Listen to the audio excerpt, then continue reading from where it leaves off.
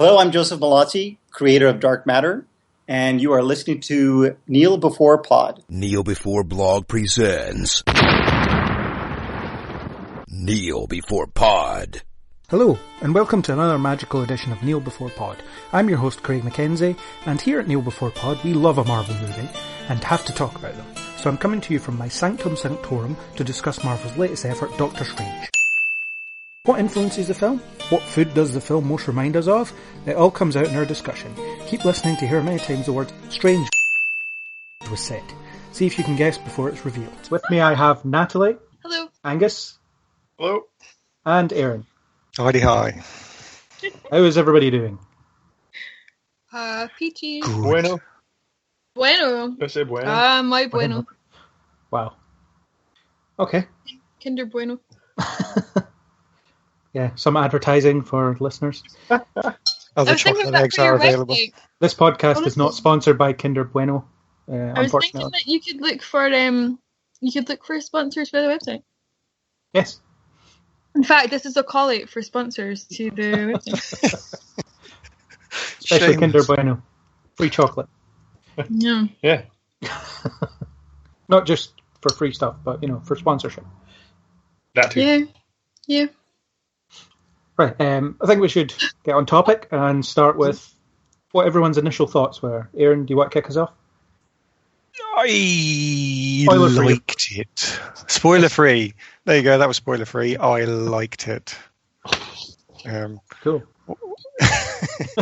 you know what? You said that you liked it makes me feel like you feel the same, maybe a little bit about how I felt about it. Tell me how that is, and then I'll say if I agree or not. Well, I left the theatre thinking I really, really enjoyed it and really liked it. And then somebody asked me about it. And then the more I thought about it, I was like, oh, but I didn't really like that bit. And then I didn't really like that. And then so now I'm like, did I like it?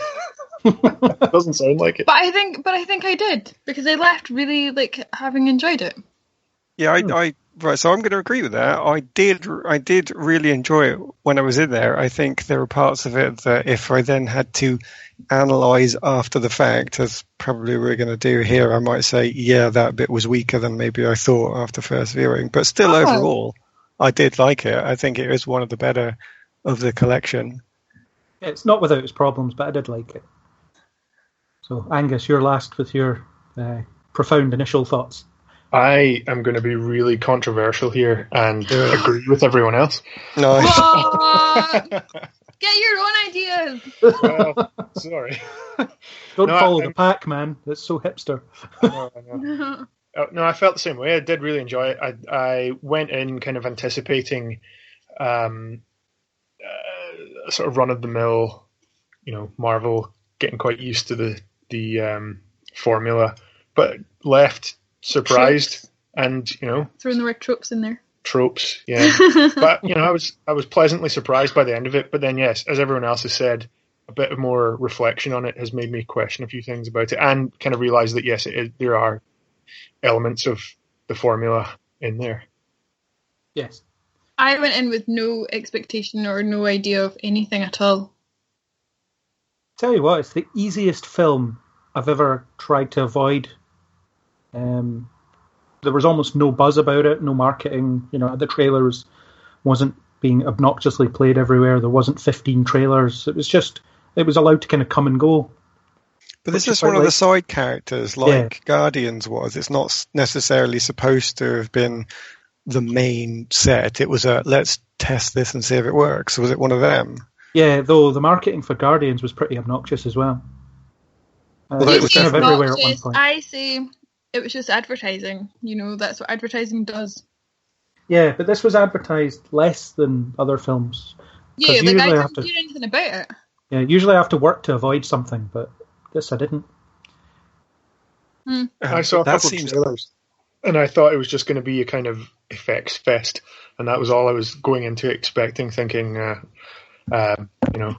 Inception, but Marvel. Mm-hmm. Which you sort of got. Yeah. That's kind of true.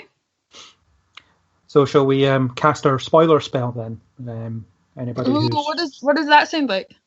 I haven't decided yet. Taking a multicolored trip through the spoiler dimension is what it's in. Uh-oh. Yeah, if you're going to run that theme throughout the whole podcast, I think you might need a bit more power in some of your puns and spells, possibly. Yeah. Well, at least I don't have to make incantations. But okay, so now we're in spoiler territory. So we should start with the title character, Doctor Strange, played by Benedict Cumberbatch. Is he a good character? Is that actually his name? Yes, his name is Dr. Stephen Strange. Oh yeah, that's right. How odd. Or Strange, perhaps. Imagine that was your doctor. Doctor Strange. Yeah, well, I've seen doctors' names that are like Savage and things like that. So Yeah, like Yeah. I don't like or Doctor Death. Dr. Payne's always a good one. Doctor Payne. You actually had a Right. Doctor Payne. Interesting. So people have silly names, yeah, especially in 1960s comic books. And in real life. Yes. Well, the Marvel thing, I suppose the comic book thing, is to give you an indication of what the person's going to be like in their name, isn't it, normally? And I don't know if he actually came across as strange in that very Halloween sort of way that you might have expected from the name. So I wonder if did they change that on purpose? In the comics, is he just wacky and out there in a very 60s or 50s or 40s got away, whatever it was? Been a long time since I read the origin in comic book form, but as I understand it, or as I remember it, he was pretty well portrayed, as in he was arrogant and very skilled at what he does. Yeah, but being arrogant isn't strange.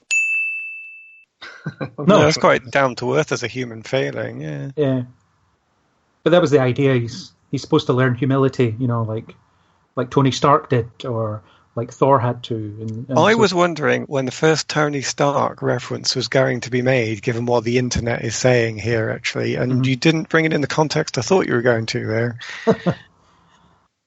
Yeah, What? well, What? I mean, The internet is running a massive comparison between the bearded guy who's a bit arrogant and gets powers and the bearded guy who's a bit arrogant and gets powers. I Tony love that Stark. he gets a beard. He does There's shave character I a love hard that. beard at one I point. love that he just shaves that, and you're like, "Whoa, where did that come from?"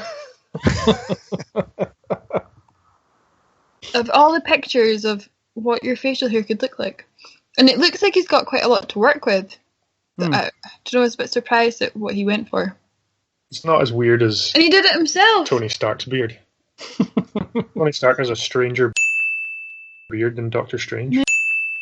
Maybe. yeah, Stark's beard is almost sculpted. Hmm. I mean, it was so unique that street artists were selling those kind of shaves at the end of the Avengers. What? Yeah, you could go to a street vendor and get your beard shaved like Tony Stark because everybody liked the Avengers. That is honestly hilarious. I didn't see anyone like that outside Fountain Park. No, I think it was in universe. Yours could be shaved like that. Wait, that's not real life. That's just in the movie. Yeah. Oh, boring. I thought you were talking about like this is what you've seen and come across, and I was like, that is mental. I'm sure it's happened in real life somewhere. Well, I hope so now that you've mentioned it. Yeah. You go into a Turkish barber and ask for a Tony Stark? I don't know. Mm. Oh, that sounds wrong. It does sound very wrong. I don't know what it gives you, but it just sounds wrong. Yeah. Other than his beard, is he a good character? Anyone? He's obviously a dick because he looked at his phone while driving.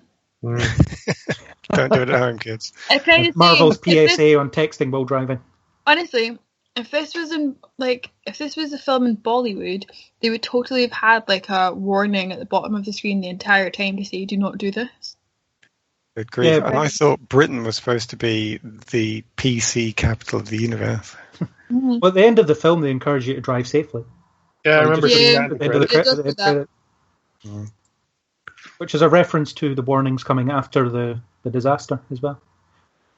Well, it's just obviously outrageous that he does that.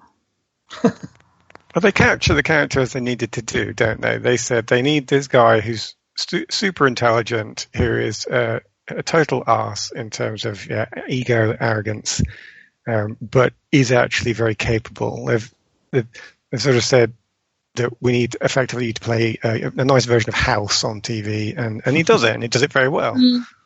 Is there anything in the movie, like at the start, before bad things happen to him? Is there anything at the start that indicates how intelligent he's supposed to be, or that his memory is like photographic? Because I remember being like, they have a long conversation about how he's the best in his field.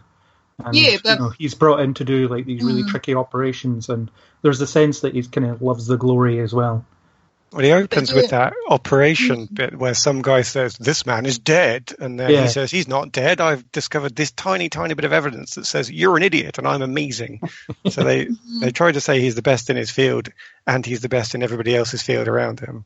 He operates on that guy, even though he doesn't necessarily. He actually trying to harvest his organs. Yeah, and then later on he says, "I'm not pulling bullets out of people. I want to make a difference." But the difference is to his own notoriety, I guess, rather than any actual altruistic difference to the world. But I suppose he gets to do both in that sense when he comes up with these life-saving procedures. Mm-hmm. But you do see him turn down operations because it's not, it's not high profile enough for him. Yeah, they're not sexy enough. Yeah. Yes. Yeah. It was good. I didn't feel like they spent a lot of time on the him as a character at the start, which I thought was quite good. They kind of went straight into. Yeah, it was almost like they needed to tick that box pretty quickly. We need to show that he's arrogant and reckless and self-obsessed and all that stuff. Yeah, and because it's a bit of a stark retread, they just thought, well, everyone knows what an arrogant genius is supposed to look like, so here's a sprinkling of that, and now on with the rest of the show. Yeah. And his rotating watch drawer. Yes, his watch drawer. Oh my god, Very what fancy was that? watch drawer. What was that? When's that going to come back in the story? Doesn't at all. Oh. Now that I've said that I quite liked that they didn't spend a long time on that, I'm now thinking, is that true? Because maybe I would have wanted them to have spent a bit more time on it. I don't know what I wanted from that movie. But I'm not sure that was much else to really say about him that needed to be said, other than he is that way and he's got a relationship with a woman. What else would we have needed to know, actually? Maybe it's just the way that, because a lot of things are just implied, whereas we don't actually see him be an absolute dick. It's just implied. So yeah, a lot of people tell him that he's not the easiest guy to get along with. Yeah. But if you are successfully given that feeling as an audience member in what they did, then arguably they have done enough, and any more would have been too much. I was a bit like, why is this? What? I don't know. Plus, you see a lot of I don't feel like it made me think he's a dick. I just thought, it felt like they'd cut a corner maybe somewhere, and. Well, I think you don't have to see so much of it before the accident, but then his reaction to what's happened to him kind of tells you about him as well, because he doesn't, his approach to his rehab and stuff, he kind of lashes out and blames other people. So you can tell a bit about him there as well. You don't have to see so much of his arrogance in his career beforehand. I suppose that's true. Yeah, he doesn't take no for an answer after the accident. He grows a lot of facial hair and keeps trying. He remains a smartass throughout the whole film, doesn't he? Yeah. I mean, he's always wisecracking everybody and initially saying how magic is not true until they blatantly prove it with him. Yeah. Yeah, he has the kind of standard arc. I mean, you know where it's going from the very start of the film through to the end, and you sort of know that you'll have to find some kind of higher calling within himself, which it does make it kind of predictable, but I think Cumberbatch managed to sell it and make it watchable, because I guess with lesser actors involved, it might have just been, oh, here's that scene, and here's the bit where he realises this, and here's when he does this, and now it's over. What did you think of his accent? I was really distracted by it. Were you? Yeah. Why? There was something about it that just never quite grabbed me. What is he trying to do? Why is he talking like that? That's what I kept thinking. But I quite liked it. I thought it made him a bit more accessible. As opposed to his British accent, you mean? I'm maybe one of those rare types. I'm not a huge fan of his, or a fan at all. I think his voice works very well in things that are set 100 years ago, and I really struggle in seeing him in sort of contemporary things. Well, even Sherlock. Even Sherlock, I think I watched 1 and a bit seasons of it, but I don't know. And he looks just really a bit arsey. Although that fits the character he's been asked to play. I meant in real life. Sorry if he was ever to listen to this. I feel bad. Yes, we're sorry, Mr. Cumberbatch. I did find, and it's probably why he has that accent.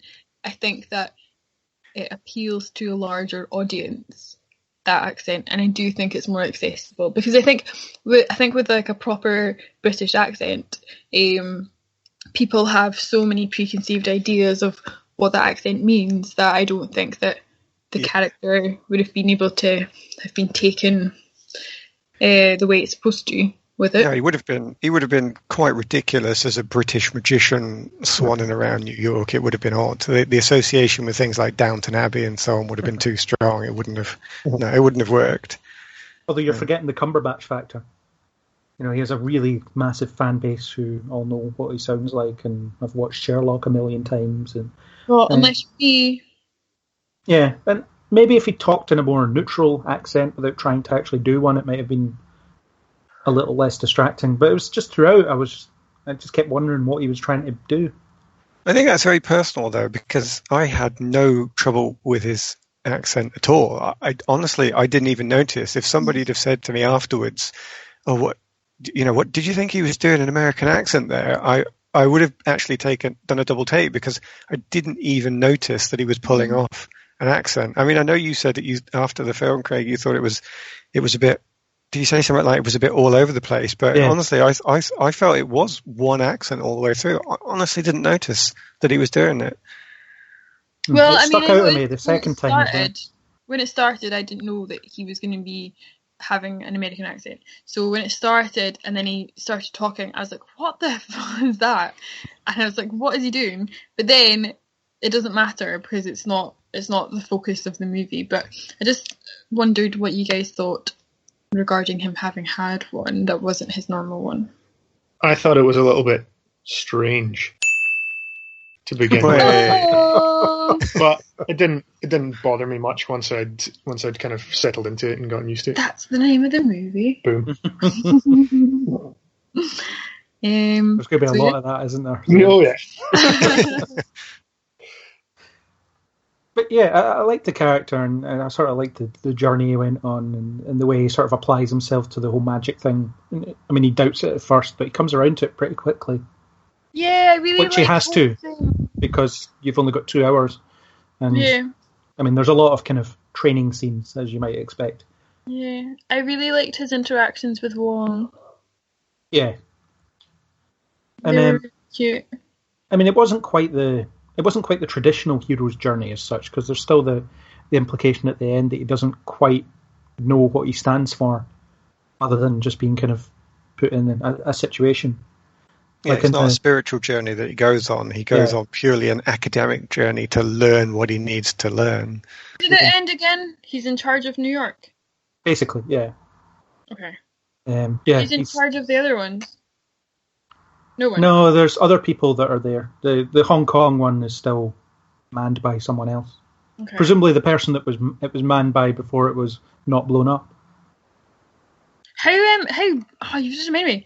How gruesome is it that it's like a 12A and then the first 5 minutes there's like a beheading scene? I had not thought of that, actually. Yeah, it was quite full on. Because even though it's like a shadow, kids aren't dumb. Like, we'll figure it out. But I guess that's where the A comes in. Well, even then though, like, you're still saying like that's like okay. I don't know. I think that the films definitely take liberties with how much they show or imply, and I thought that was a bit. Maybe we're just a bit more used to it because of all the news and stuff. I found it quite harrowing. I think it's a bit weird to see it, given that it didn't have any relevance. Like, there was absolutely no need for them to kill that guy in that fashion. They could have just turned up, I've got a sword, I run you through, that's it. So it was over the top and unnecessarily ritualistic. I think I just thought it was really brutal. And I can't some remember of the injury detail was quite brutal. You know, the shots of his hands before he was being operated. When he's got all the like pins and stuff in it. Yeah.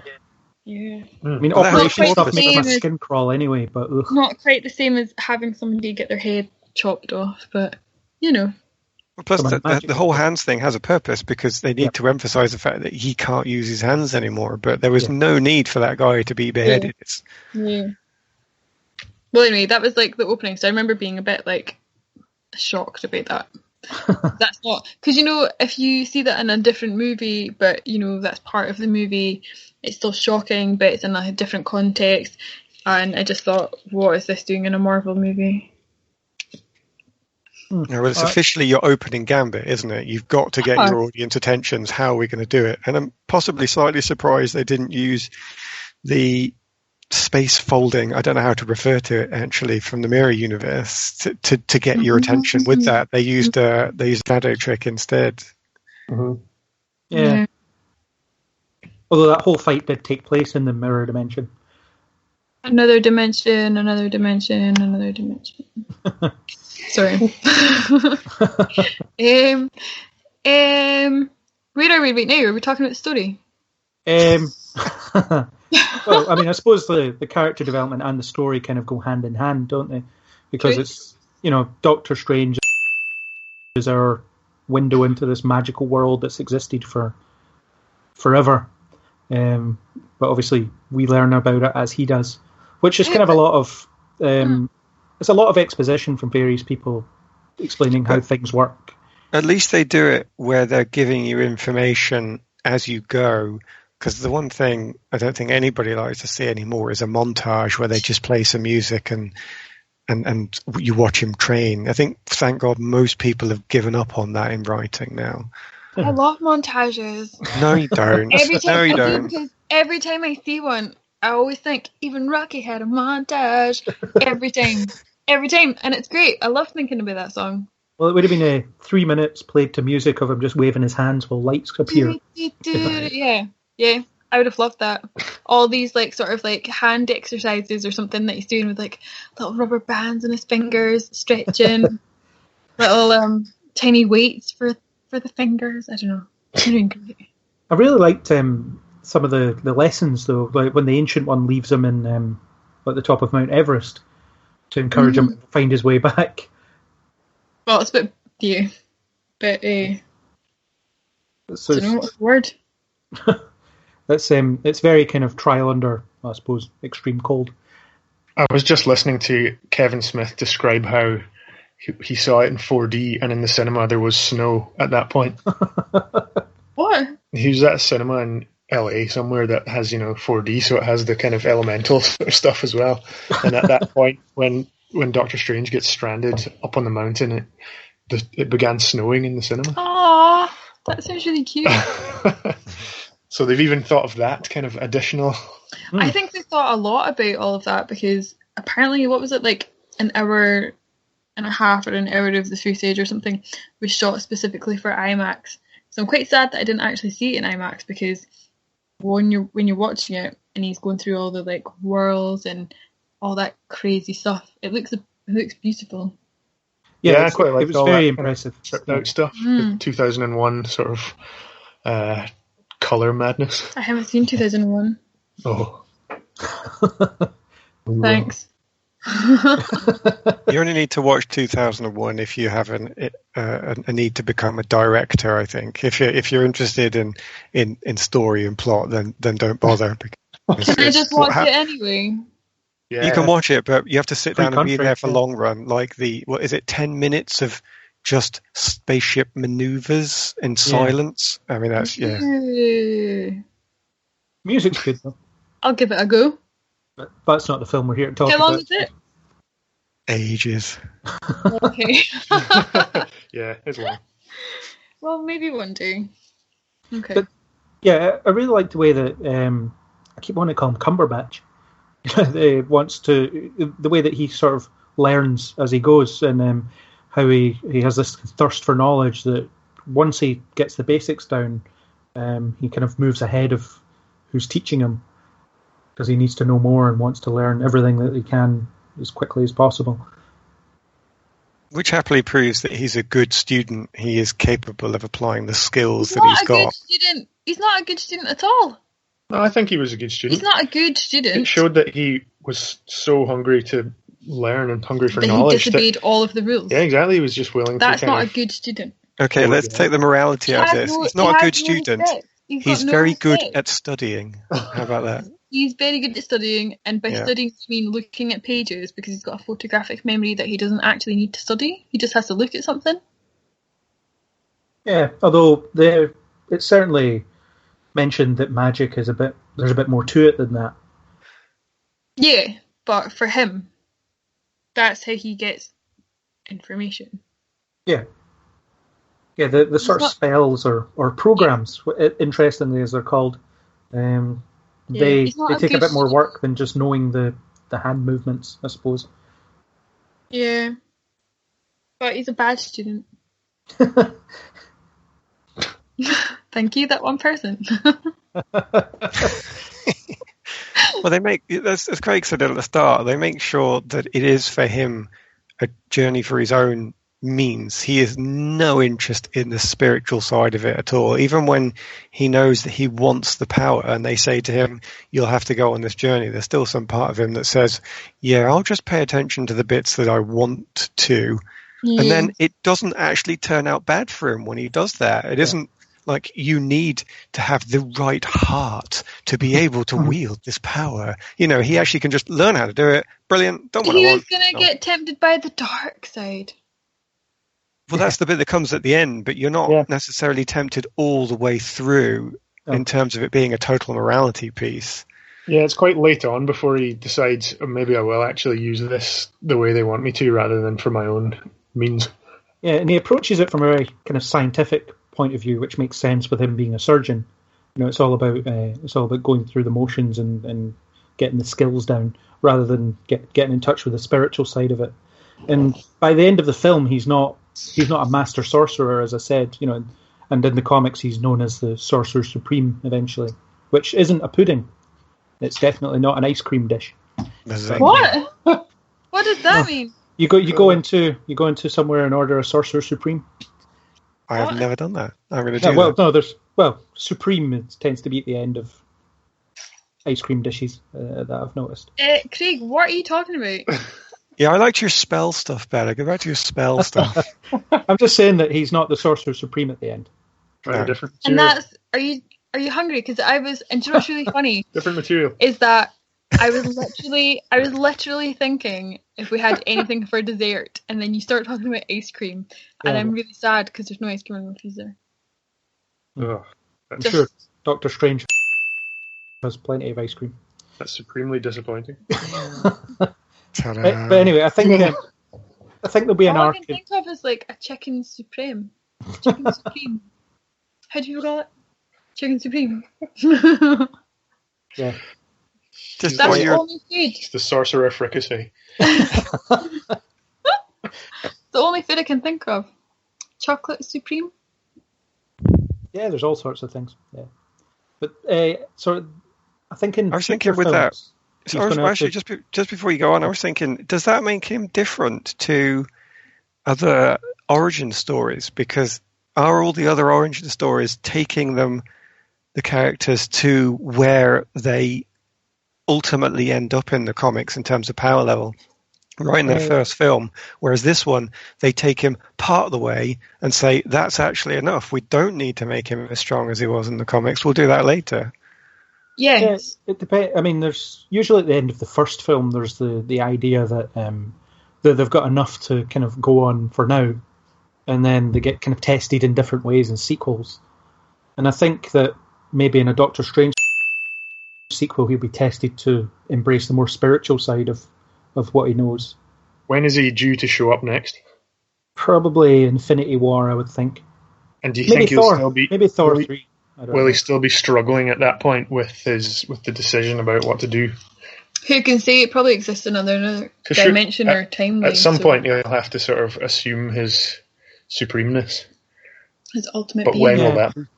I wouldn't be surprised if the sequel's called Doctor Strange Sorcerer Supreme.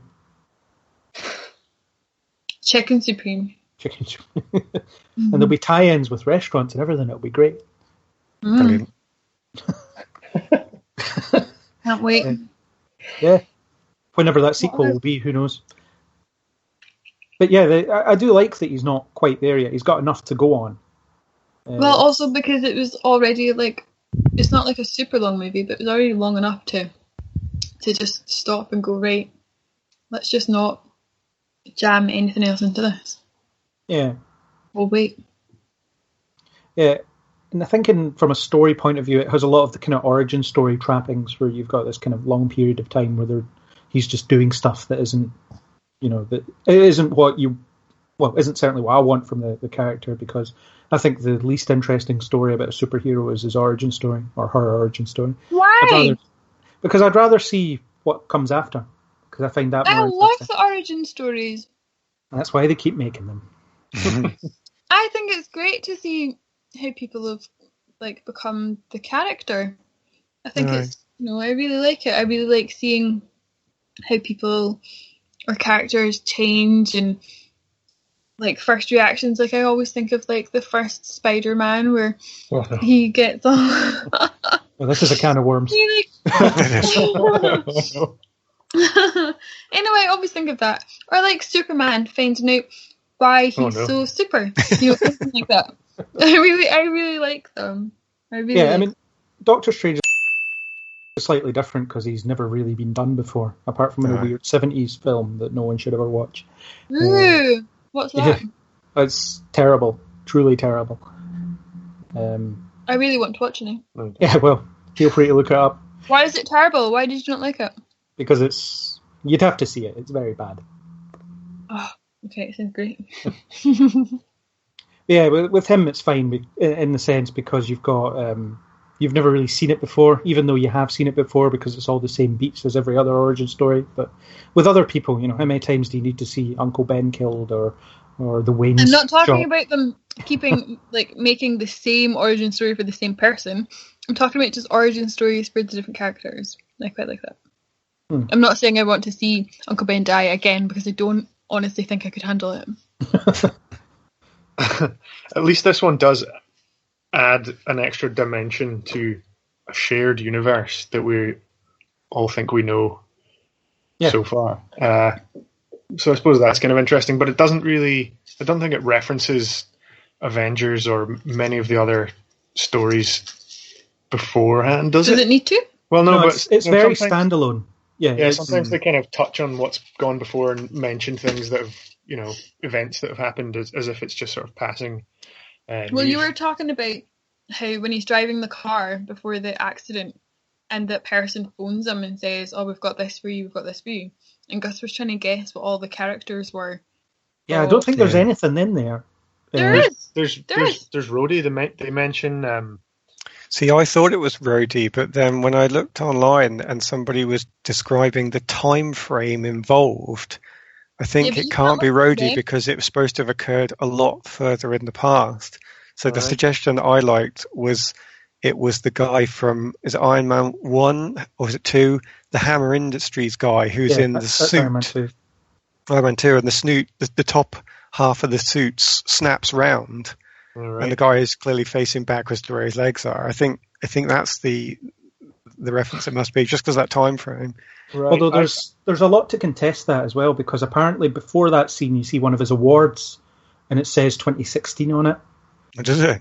Yeah. Mm-hmm. I Like forgot to October look on the second viewing, but it did say 2016. It does. Which It does. Which Well, means in that that case, Rhodey his- could be in that case it could be Rhodey, yeah. yeah. Which I means just thought that that it was- his learning curve is about 2 weeks or something like that. You know? Right, but I just thought it was so, I would give them credit if they were going to reference something, that many movies ago.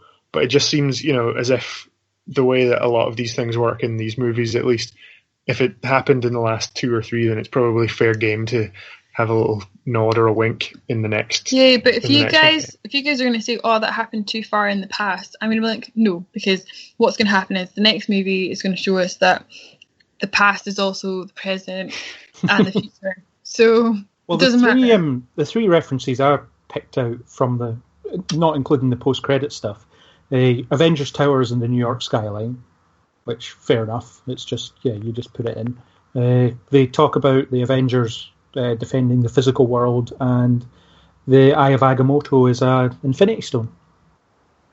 So those are the 3 major references that tie it into the universe. But other than that, it's its own film. I didn't get any of those, and I didn't get any of the ones in the car either. But when they were on, like when the person was saying them, I was like, I bet those are like in jokes by the people who've got all the knowledge, and I don't have that. Well, I don't think there's been anyone who got some kind of implant in their brain who's been struck by lightning in any of the films so far. I don't even remember what the other one was. Maybe it was just a false Easter egg. Yeah, maybe it was false Easter eggs. They wrote that into the script thinking, people are going to like rack their brains over these, and it's not. It's really specific. It's really specific.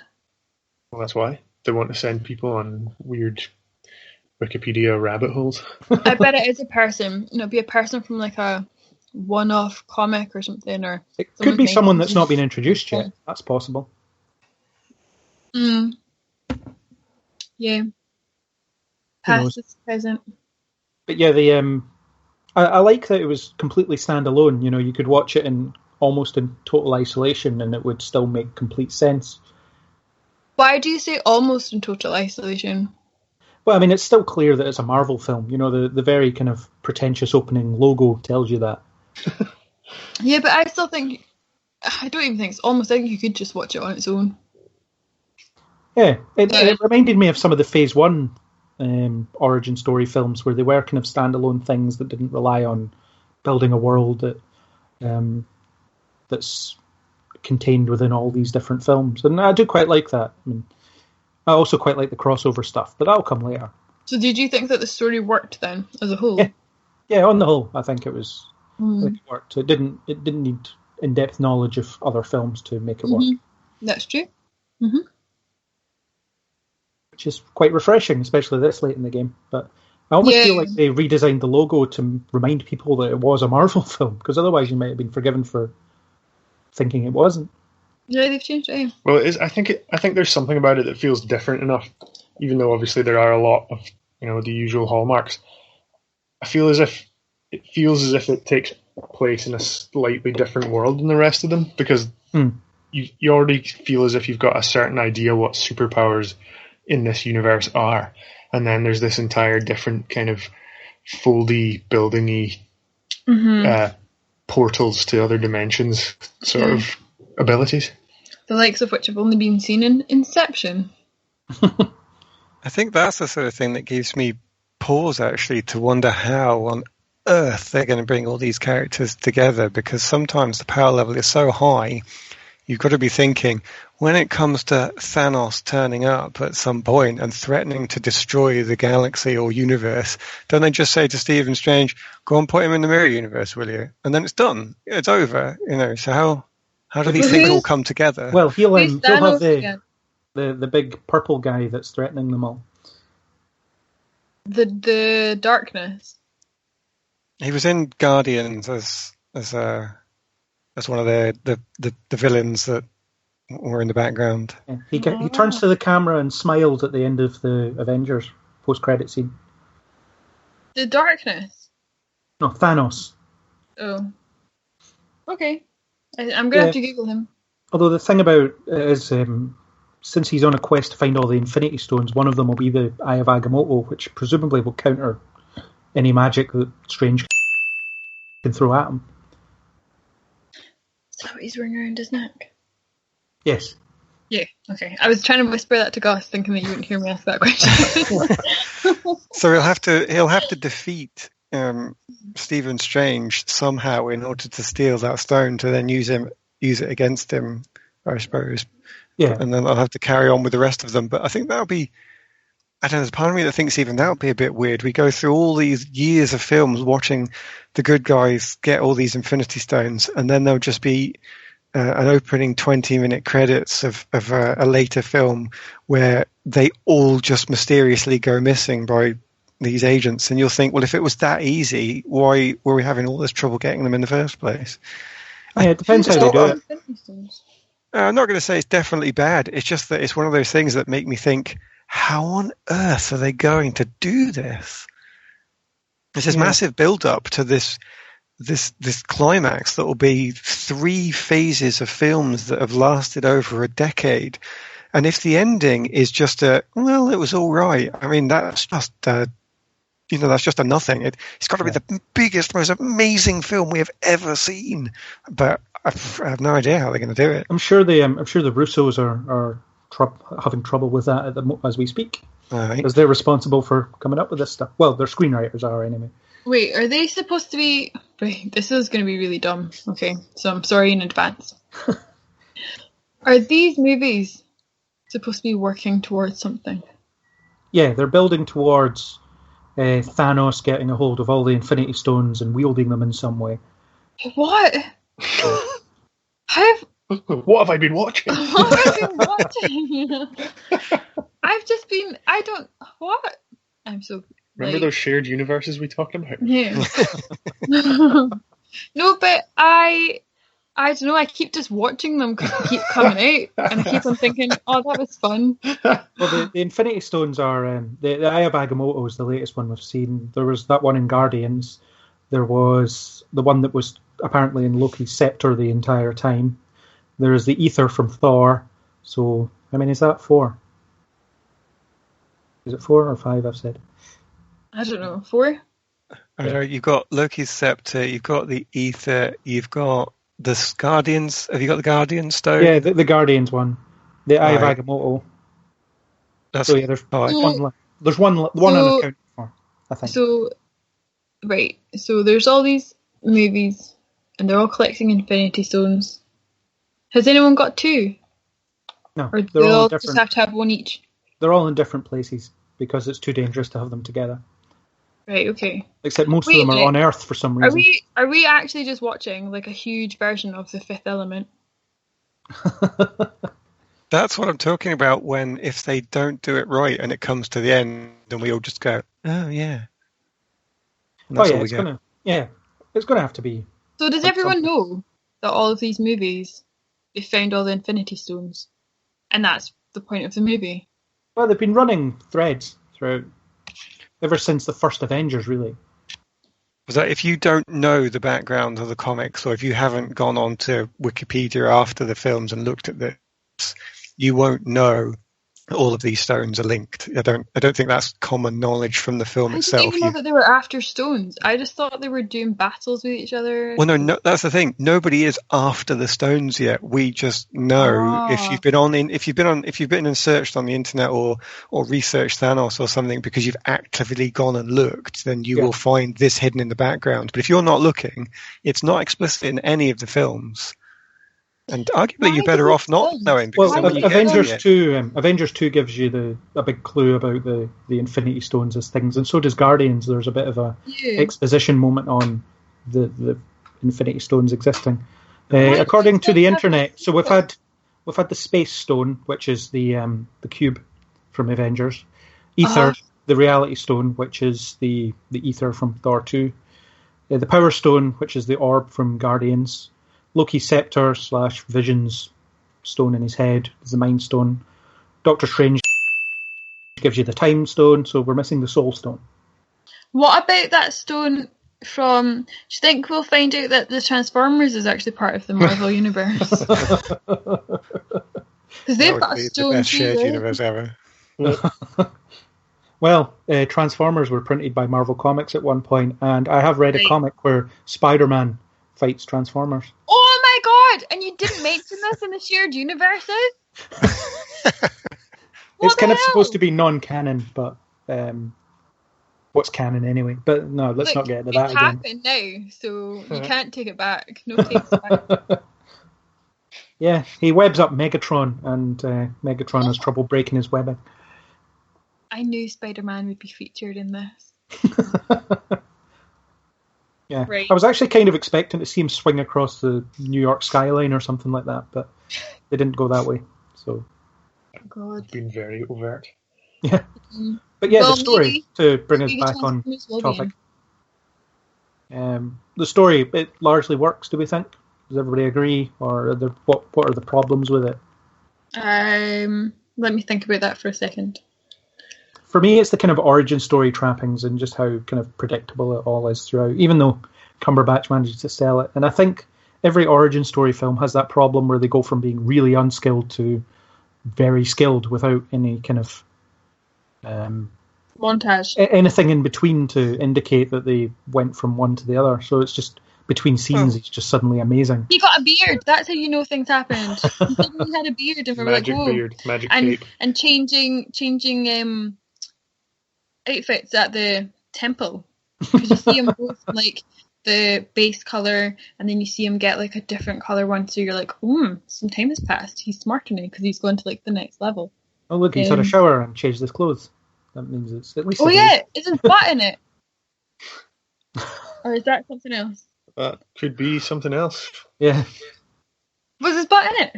I don't think so. I'm definitely thinking of something It's strange. else.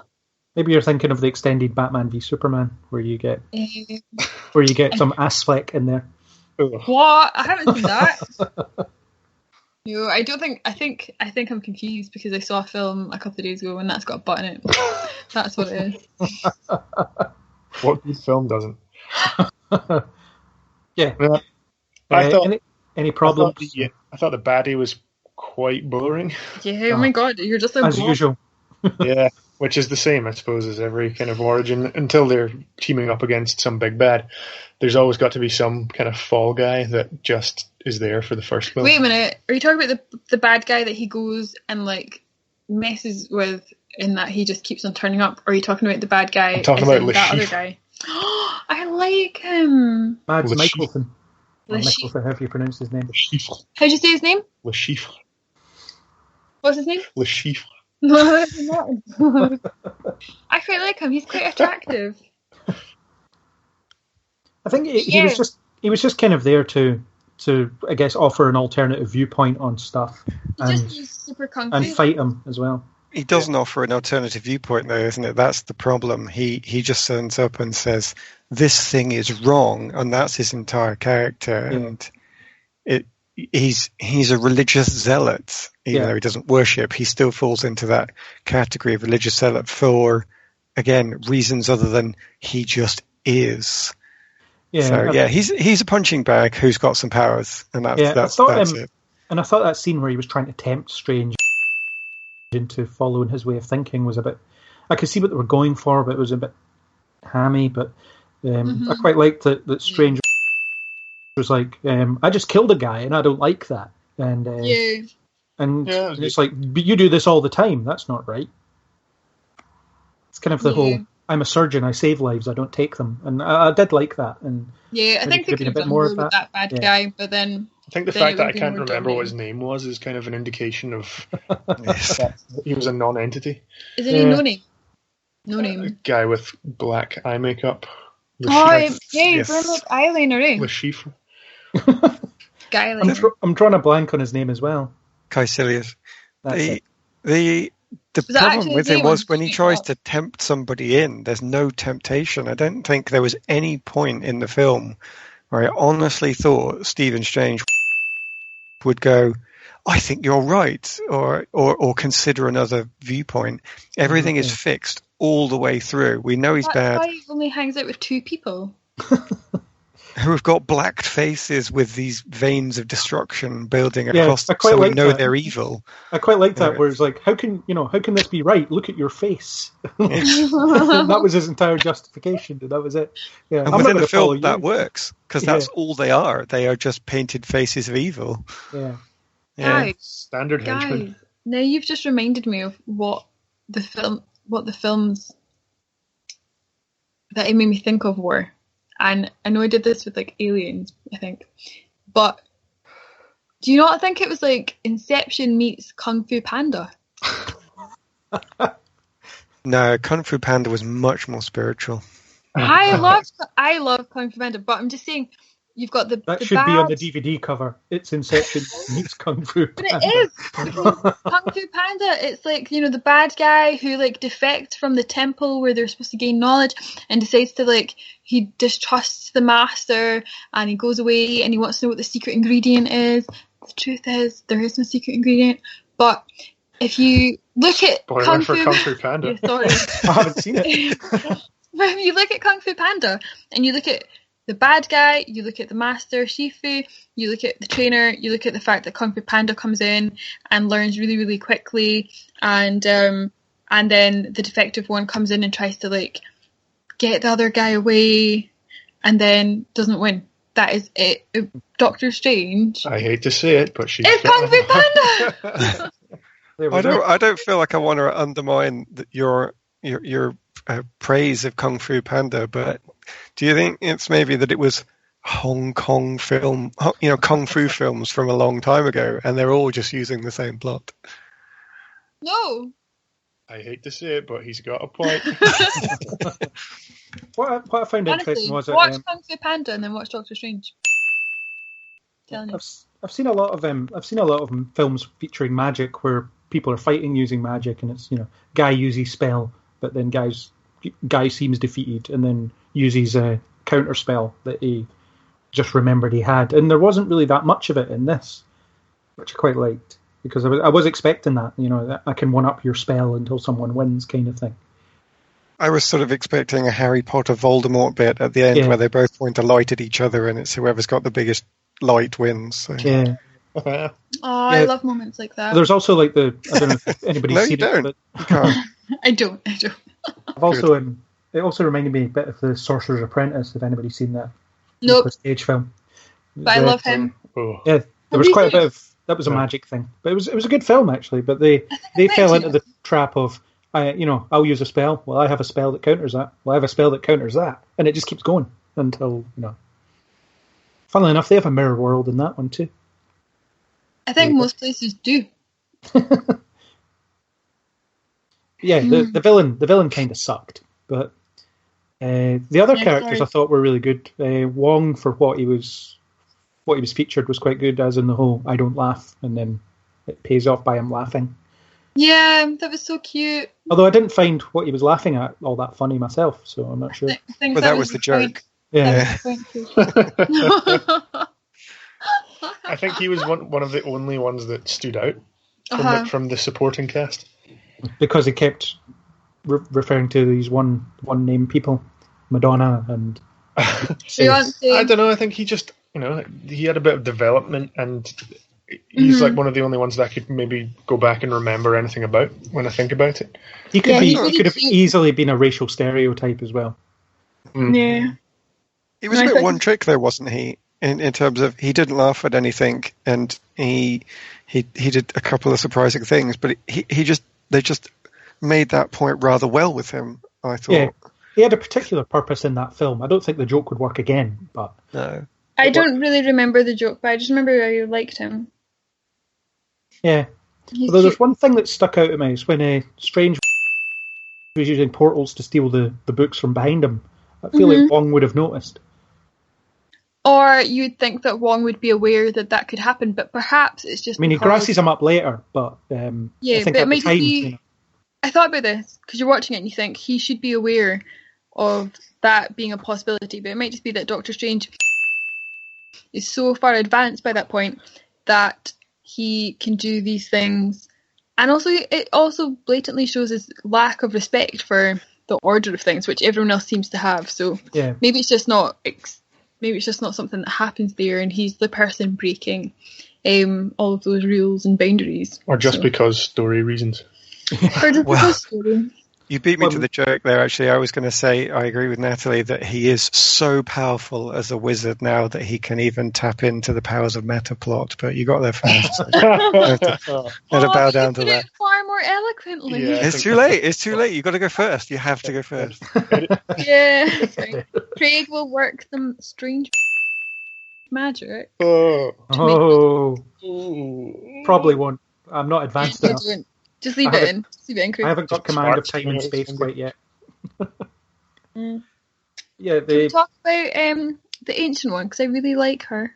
Yes, the ancient one is a character that got a lot of press before the film even came out because it's supposed to be a Tibetan guru type character.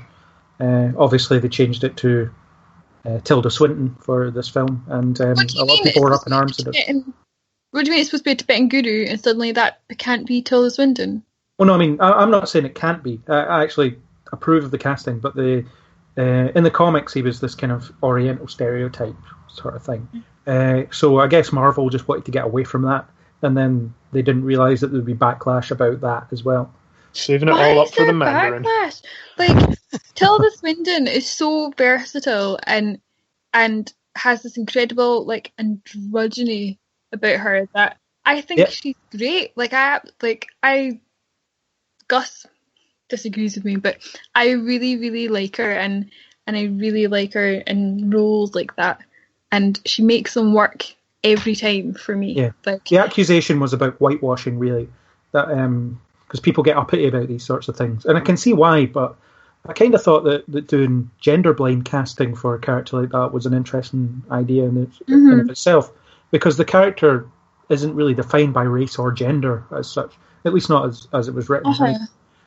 Because of the time it was written, it was pretty culturally insensitive anyway, but the ancient one could be anyone. So, we've spoken about this before, I think, in other film podcasts, though, in that it's one of those damned if you do and damned if you don't moves. Yeah. If they keep the original character, then they'll offend anybody who wanted it to break racial stereotypes, and if they don't keep the original character, then the people who are purists for the comics will demand this travesty be taken off the screens. There's no winning. You've just got to decide who you can afford to piss off the least. Yeah, almost. And then hope that your material is strong enough to convert some people as well. I don't see how her being this Tibetan monk would have made it a bit like a different story or a more interesting story. I don't think that where she comes from is necessary at all. No, although they mentioned that she's Celtic, which fits with who she is, I suppose. And she's not supposed to be so old anyway that she's probably beyond any time when there were borders. Come on. Yeah. Or Spain. It is said in the film that she's Celtic, which I found quite interesting, because she could be ancient and white, I guess. Yeah, I didn't have a problem with it. I thought she was kind of ethereal and otherworldly enough to kind of represent everything that the character needed. Yeah, and she had that authority, which was key, and she was able to match Cumberbatch performance-wise.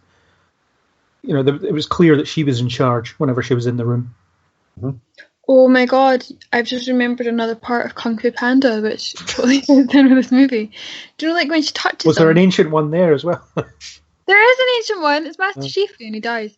No, that's Oogway. Oh, it's Oogway. Master Oogway dies. Sorry, I got it wrong. It's not Master I don't need to Shifu. watch this now. It's great. Wait, what? Anyway, do you know how he's got the pinky when he touches a shoulder, and then he puts the pinky down, and it's boom. Skadoosh. Skadoosh. That's it, right? Gus knows. There's a bit where Tilda Swinton touches Cumberbatch, and then he goes skadoosh. That's true. It's just pandas all over this thing. Indeed. Panda. Yeah. It seems that the writers were taking their inspiration from... Oh my god, is there any way of finding out if they actually worked on Kung Fu Panda? Alright, Google it. But anyway, the ancient one, she was interesting, and I like her approach to it, and because it would have been so easy for her to be this kind of wise guru, like a Yoda type character, I suppose, just spouting these kind of cliches, but it was very practical the way that she described everything, which I quite liked. Yeah, there's something I think lacking even though I really enjoyed her character and her portrayal of that character, but I think that there's something lacking in that they kind of brushed over a lot of things. I would have liked to have seen more of, like, do you know when they go to the balcony and he like leaves his body and he goes and finds her at the balcony and they're looking over and stuff. And she gives him a lot of information in this one bit, and I was kind of just wishing that there'd been more moments during the movie where they'd had like more exchanges about this and stuff like that, but they kind of save it for this one bit and it's just like a bomb drop. Yeah, I thought her death scene was a bit it felt a little bit rushed, as in they need to get her out of the way now so that the film can end. Yeah. Presumably in the comics, the Ancient One kind of hangs around for a bit as a mentor rather than just taking part in the origin story and then having a bit of, being a bit dubious about their motives and then passing on. I don't think the Ancient One dies right away. In the comics, Mordo betrays the Ancient One because he thinks he's favouring Strange. And Strange goes to warn him, but he already knew about it. And then, that guy's not in it. He's like, I'm going to be bad now. Yep. Yeah. Forgot about that guy. He's going to change the Wi-Fi code. People in that place won't be able to get their Wi-Fi. That is brutal. Doctor Strange needs to send an email, but he can't because the Wi-Fi password's been changed. And that's going to be like episode 5. No, yeah, talking about it being rushed. I think quite a few parts of it felt quite rushed. Yeah, I didn't necessarily like the way the Ancient One was kind of crossed off because it did feel a bit quick. And I guess when that that mortal injury was dealt to her, it felt like she could have easily handled that.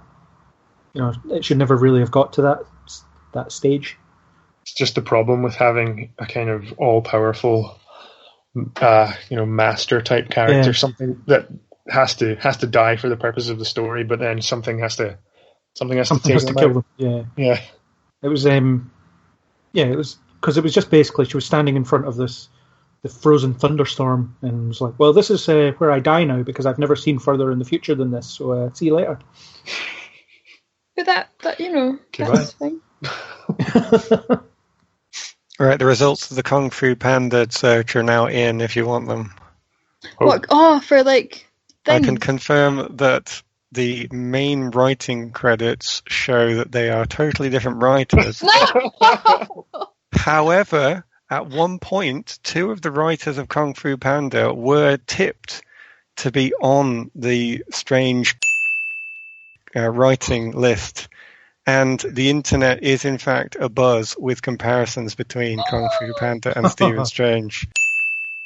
Yes! So it's a thing that you saw. Here was you thinking you had beaten the pack. Yeah. I'm just saying, right? If you have any doubts in the future, Craig, when I'm making my film comparisons, to know that I was right on this occasion. This is going to be a touchstone, the Kung Fu Panda moment. On this occasion. Oh, brilliant. No, I'm sure you'll have valid comparisons in the future. I do. Yeah. So, anything else on the Ancient One? Aaron, what did you think of her?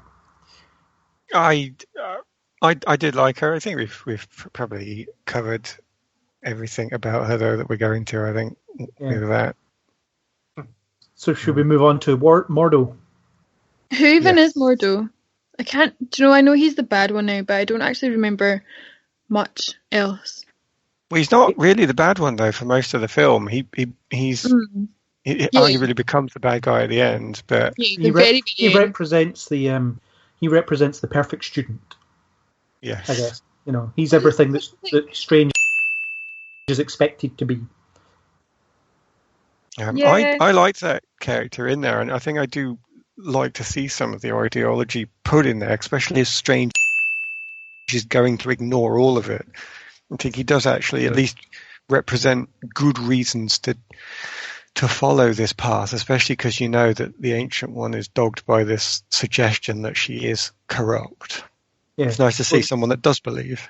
The Ancient One does tell Strange you'll need Mordo to keep you right. Aye. But he'll need you to be reckless or something. I don't know. Something Yeah, like that that. whole bit was like so strange. Like, Oh. no, but seriously, it was. I didn't do that purposely. I'm sorry. I should do a counter at some point. Just a little ding whenever someone says. Agreed. Right. It is weird because, again, with the pacing of the movie, like with his character, I felt like there wasn't really a character. I feel bad because I feel like I want to like him or I like things about him, but then he's kind of he's the goody two shoes to begin with because he knows everything about the temple and the powers and things, and he's kind of teaching Strange. Yeah. And then he just kind of flips out, and you're a bit like, oh. Well, how did this happen, and why are you even? Well, it's once he finds out the Ancient One was drawing power from the dark dimension, he's after that fight's over, he's like, well, I'm done with this crap. I'll see you later. Well, the thing of it is, I think if we'd have been given more of him, that would make sense to me, because it's the idea that this person that you have trained under, that you've looked up to for potentially most of your life, suddenly turns out to be using something that they themselves have advocated against. Yeah. It's a total betrayal of everything you are. So the ideology of what the character should have been, I think, is quite strong, but he's never sent a stage enough, as you say, to get this information. Yeah. Yeah, the reverence wasn't really there, I didn't think. Yeah, it was kind of by the end of the film, I was like, oh, is the sequel going to be about him becoming a villain? Well, I think that bit in between the end of the film and his post-credits probably would make a good film by itself, where you see him properly fall, and it's almost this tease of this really interesting thing that you could have seen. Yeah, it actually reminds me of a weirdly Green Lantern in some ways. I haven't seen that. It's probably not worth it, but the sort of structure is pretty similar. It's pretty similar to most things, but then you've got this kind of you've got a character there who suddenly decides to be evil by the end without really seeing that transition. I guess they were planning to cover that in the sequel, which is hilarious when you think about it. But Doctor Strange will get a sequel, so you'll get to see that transition, and maybe they will fill in the gaps between the two. Wait, it was Green Lantern. It'd be good to see. Yeah. So he was a good character, though. I like that. He was able to prop up the action scenes quite well, and the actor playing him is excellent. So seeing him play against Cumberbatch and Tilda Swinton is, it's always good. I wish there was just more scenes of that. Yeah, I think there should be more dialogue between him and Cumberbatch, and him and the Ancient One and things like that. Yeah, I don't think he was given enough space. So I don't really care that he's become this other person, because there's nothing to care about. Although he was better served than Rachel McAdams' character, Christine. She was your standard superhero film love interest character, which is a complete waste of her talents, I think. Yeah, she was just an extension of Strange. Yeah, that's all she was. Mm-hmm. Yeah. Just showed up when she needed to. Yeah. And, well, they didn't really play up the love interest angle too much, but she only she just turned up for a scene here and there, and she was only ever there to prop up whatever he was doing. Well, they had quite a brutal wee breakup when he's like, get out of my sight, and she's like, right, that's fine. Never, ever, ever getting back together. Good to see that they're developing female characters in the Marvel Universe. Yeah. Yeah, it seems that some old habits die hard, eh? Mm-hmm. But she could have been an interesting character if they'd maybe given her own little story to go on with as well. It's not called Christine in Doctor Strange. It's called Doctor Strange. I think that's the problem with those types of characters, though. If you're going to have them in, they only have to fulfill their purpose, and then by that, they're always just going to be this kind of non-entity that sort of just floats in and out whenever they need to. And I don't know, if you give them their own token storyline, then that just detracts from the main I don't story. think it's necessary. I think she's there. It could have been any person who played her, and she's just part of the story. She's not the story though. Could have been a random guy doctor that he knew that was helping him with. Yeah. Well, I know. Are we being too sensitive about that though? Because they developed a good female character in the Ancient One. So is there any reason why there shouldn't be secondary characters who don't really do much who are female? Surely that's fine. They could be. There are male characters that are also not necessarily important either. But I guess it's just weird that they got somebody as big as Rachel McAdams to play such a nothing need. I think if there just wasn't a pattern of people like Natalie Portman showing up in these films and having just so little to do, just kind of stand around being Natalie Portman or Rachel McAdams. Or Gwyneth Paltrow. Well, she had plenty to do in all 3 Iron Man films. Well, more, I think, in the later one than whatever. I don't know. She was more. She had more of a connection to Stark than Christine has to Strange. Yeah. So, she works as a character in her own right, whereas Christine's a collection of needs for plot sort of stuff. What do you mean she's a collection of needs for the plot? As in, they need a scene where they explain this, so she does that. They need to establish that they had a prior relationship. She's needed to operate on him while he's a ghost. Things like that. It's, as you said, it could have been anyone doing that stuff. No, I think it's kind of interesting that it was like her, like that it's somebody who's had a connection to the character. But I don't think we should read too much into her. No, she might not be back. Who knows? Yeah. So I think that's it for characters, isn't it? I don't think there's anyone else who's really all that significant. No, but even half of the significant ones weren't even that significant. So I think yeah. So how were the action sequences? I thought they were incredibly creative.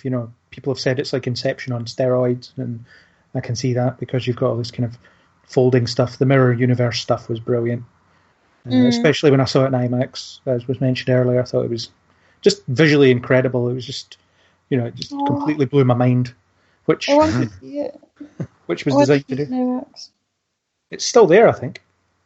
Yeah, but I mean, when it comes down to it, I don't want to see it that much. When it comes down to it, you have to leave the house or anything. Well, have you seen the weather? Even and the ghost fights, there was more than one, were pretty good as well. That was where they were just making where they were making little effects on the world around them just by like moving lights about or something. It was quite good because it was this kind of brutal hand-to-hand battle, but it was having almost no effect on the environment. It was great. No, I liked that, like the scene that Rachel McAdams was actually in, where he's on the table and then like the little side table like moves or the lamp moves. But I thought it was interesting that he's able to make like connection with her from that spiritual dimension, and he's actually able to like bust out of that spiritual realm to talk to her. Because I was like, are they supposed to be able to do that? I don't think so. Well, I mean, he can read books and stuff, so he can, affect the physical world.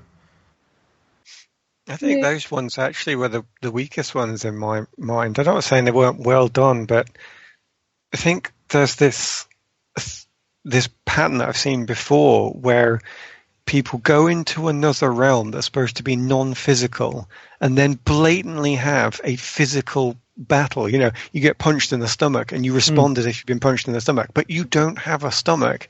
I want these things to be quite different in my mind. There should be some other vulnerable areas. There should be other things that are going on. It makes for good little jokes where he suddenly appears with his head and says, "Go and save my life," or "Don't stab me with that," and it's good for that. But I don't think it was anything anywhere near as creative as you said. The other things were that you saw in IMAX, the literally world-bending scenes that they had. They were much better. I think the spiritual stuff, although it might have been reasonably entertaining, was just nowhere near as creative. I think if they'd overplayed the astral plane action stuff, it would have been a bit rubbish. But I thought it was a nice break from what we'd seen in previously in the film when it came, because just before that you had the whole I guess the whole slapstick fight, that involved the cloak. The cloak of levitation and things like that. Oh, that was really cute. I like. Yeah, that was brilliant. That was creative. Yeah. That was. It reminded me of the magic carpet from Aladdin. Yeah, it had a similar personality. It really does. Yeah.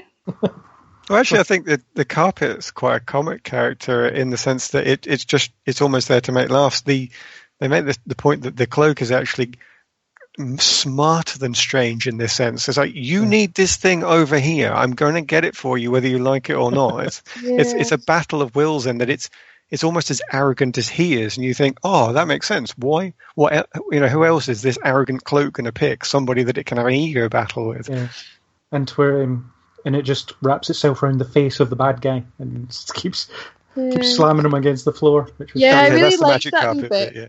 It was really cute. I thought that was quite a nice scene, especially after how horrible the violence is at the start of the movie, to have this sort of bit that didn't feel so. It's quite jokey and it's quite light-hearted and it felt it was nicer to watch that. Yeah, the mirror kids world. Are allowed to watch. Yeah, the mirror world stuff was incredible though, and it was. I liked the joke when they went into the mirror world. It's like they're actually stronger in here, so nice job. And then they spend the rest of the fight trying to get out of it. I liked all that stuff with the cities folding in on themselves and things. And obviously it was kind of really visually amazing and impressive. Yeah. I just wish that some of it had been, it may be in slow motion, or you could so you could tell what was happening. Because I know that a lot of clever stuff was happening, and the way that the world was being manipulated was obviously to take advantage of different shapes and different kind of dimensions and different people moving upwards and downwards and back and forward and stuff and getting crushed by different things. But because like an Escher drawing or something, wasn't it? I found some of it so overwhelming because there's so much kind of information in front of you that I would quite like to have seen how they were bending stuff and how they were manipulating it, so that you could really see what the effect of all these different movements was. Yeah, the first viewing I felt like that because I saw it in 2D at first, but when I saw it in IMAX, I found that everything jumped out at me detail-wise. Mm. So I didn't find it as overwhelming when I saw it in IMAX. Maybe that was because it was the second viewing, but definitely just because there's just so much more surface in front of you where you can you can see all this stuff. I think it was that's a sequence definitely built for IMAX, absolutely. Yeah, it's a good point. It might work better if you can see it a bit more like that, because it does just feel as if you're just, to me it could have been the title sequence for Casino Royale or something, the way that all these shapes and things were just kind of sliding around in front of you. Yeah, and I like how it kept showing you how they weren't affecting the real world as well. They were just going about their business, but all this crazy stuff was just happening. Yeah, I like that aspect as well. Yeah, it kind of shows you why haven't we seen magic before, which is good. Have we really not seen magic before? Well, arguably with Thor, his hammer is clearly magical. They might have been going on in the mirror universe that we just haven't seen this whole time. Stuff's been going on in the background. Yeah, people have been unable to perceive it, and they mention that there's kind of two planes of existence. You've got the magical realm and the non-magical realm, and they don't interact until now, I suppose. I've just had another thought. So, do you know how he loses? Do you know how they've got to wear that ring to be able the sling ring? Yeah, use like magic. That's just for portals, I think. Okay. Yeah. It made me think of Narnia. Is it not like the magician's nephew or something that they have like a ring that takes them to like different places? Are you essentially trying to say that Doctor Strange was the biggest plagiarism you've ever seen in your life? No, it's just clearly influenced by many things. Oh, I see, right. Well, I mean, those things were influenced by many things as well, so... Yeah. Yeah. I guess, how far back do you take it? But there's all sorts of these, you need to wear this piece of jewellery to do this thing. That's quite common, and especially fantasy stuff. Yeah. No, I was only saying that was just another thing that I'd thought of. when watching it that it made me think of made me think of Narnia. I like that the sling ring, they just had to call it that because that's what it's called in the comics, and there was no getting away from this sort of very retro sounding what is a sling ring? accoutrement. Like, what does sling mean? Sling ring. I presume it was just a kind of name that they thought travel of some sort. Yeah. Kind of, sounded magical, or back when the character was first developed, it was a sort of one aspect of him, but you have to write it into a Doctor Strange film, but it just sounds funny now. Yeah, in terms of the action was pretty creative throughout, and I thought the end battle was really impressive. Not in a visual sense, it was kind of the citywide destruction is something we've seen so many times, but the fact it was reversed. Mm-hmm. So you saw this kind of the city blowing up in reverse while they were fighting. And he was knocking them into walls that were being rebuilt and things like that. That was really cool. Yeah, like when that guy gets like put Bricked behind up. a wall and then that's like built up. Yeah, that was really cool. Yeah. I really liked it because I was anticipating the standard end punch up where everyone just chucks each other around and everyone's just throwing objects and punches left and right, and then obviously it kind of completely subverts that and, as you say, does it backwards, and then in the end he uses his wits to beat the big bad. Yeah, I really that was liked probably that. better. The wits, the outwitting of the guy, I think, because the reversal of time thing it's good, but it's still a bit of a gimmick. Whereas the outwitting the bad guy is quite different from the other films, which is all about a battle. This guy is clearly clever because at the end he wins by something he's thought up. Yeah. Also, if he'd managed to, after a couple of weeks of training or however long he spent, if he's able to go to the dark dimension and beat Dormammu in his own turf, then I'd have been like, well, there's no way he learned how to do that. That was Dormammu. That's the guy's name. But it was really impressive because they did seed it throughout because they kept mentioning the whole don't mess with time. Dormammu's beyond time. The dark dimension doesn't know time, and then eventually it clicks with him. Clicks with Strange at that point, and when he goes in and he sticks him in a time loop because he won't be prepared for that because he doesn't know what time is, which is really interesting. I think that when you put it like that, it sounds really good, but I think that when I was watching it, I thought it was a bit almost lazy. It was kind of played for laughs, wasn't it? I enjoy that is like possible, but is this like Dormammu not big enough to avoid one person? Well, he's not defeated. He's just kind of, Strange says, I'm just going to stick you in this time loop for eternity so you won't be able to do anything. What is Dormammu? Is he like energy? He's an unknowable celestial being. So how can he be even confined by a time loop? Because he doesn't know what time is. So if you don't know or can't perceive time, how can you get stuck in a time loop?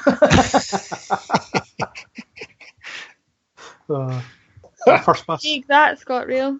No, seriously, how can he? If he can't perceive it, how can he get? Is it more that something that he has no experience of is something that he has no ability to fight? No one's ever tried this before. Yeah. So in some really poor metaphorical way, is it the same as if you are given a virus that you've never encountered before in your entire life, you have no immune system to fight it, so it completely rules you? You're trying to say that time is a virus? I said the metaphor wasn't great. I did say that at the start, but it's the idea that if you encounter something new for the first time, you have no idea how to fight it. Yeah, he doesn't know what to do with it. That's what it is. I mean, he can't get out of the time loop because he doesn't know what to do with it. And what I'm saying is, yes, there's a time loop. Yes, he's in a time loop. How is it possible for a celestial being who is probably just like energy? How can that get contained by time? Well, where do we start with that? How does a guy wearing a piece of jewellery manage to move himself from Mount Everest to That's different. Quebec. That's magic. Right. But right. this is physics. How is there they... a sentient magic cloak? That... Fear we're falling into an unknowable dimension. Yeah. The know only if you rule can set understand. you've got to work on is the rule set that the film gives you, and in the rule set the film gives you, it states that this guy is incapable of dealing with time because there is no time. So those are the physics that you're given to start with.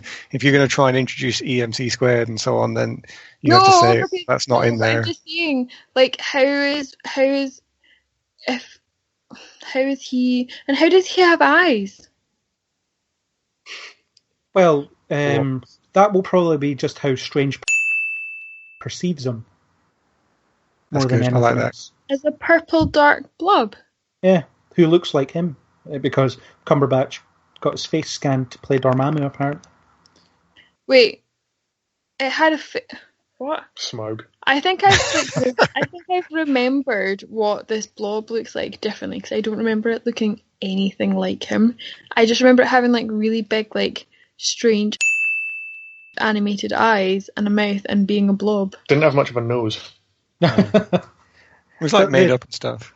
But yeah, it's one of those. I mean, there's all these sorts of things in fantasy where it's like your tiny human mind can't perceive it, but so it's conjured up this thing that it can understand.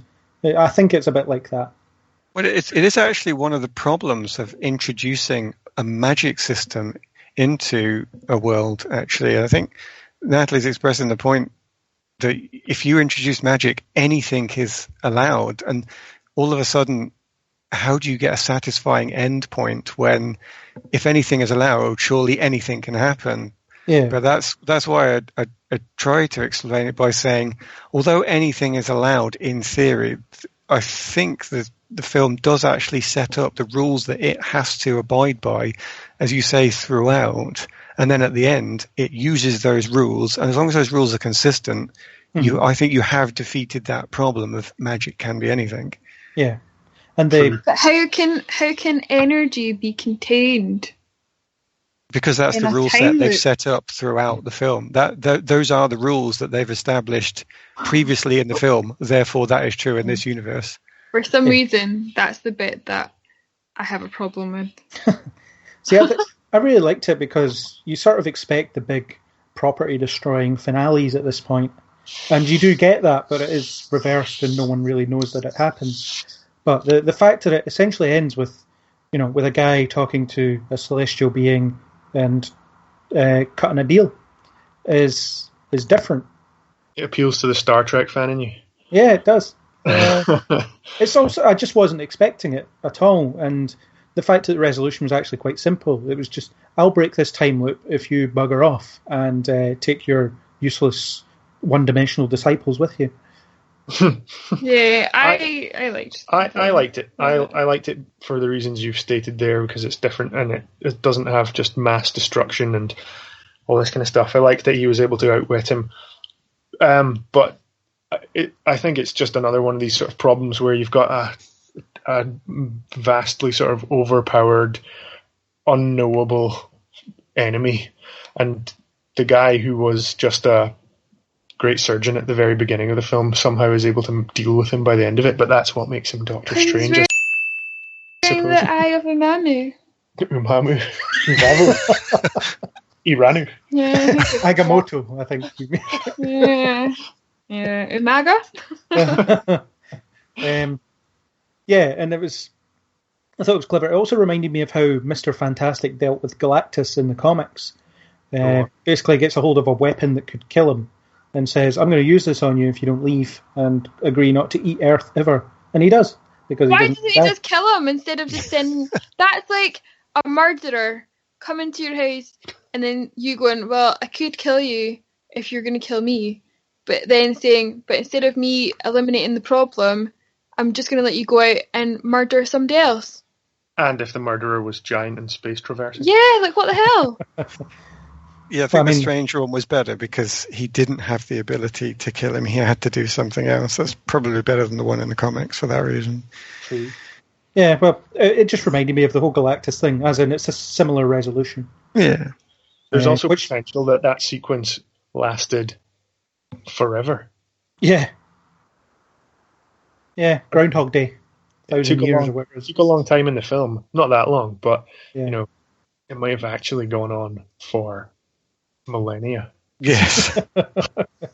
Yeah, you just don't know. You only see a few cuts.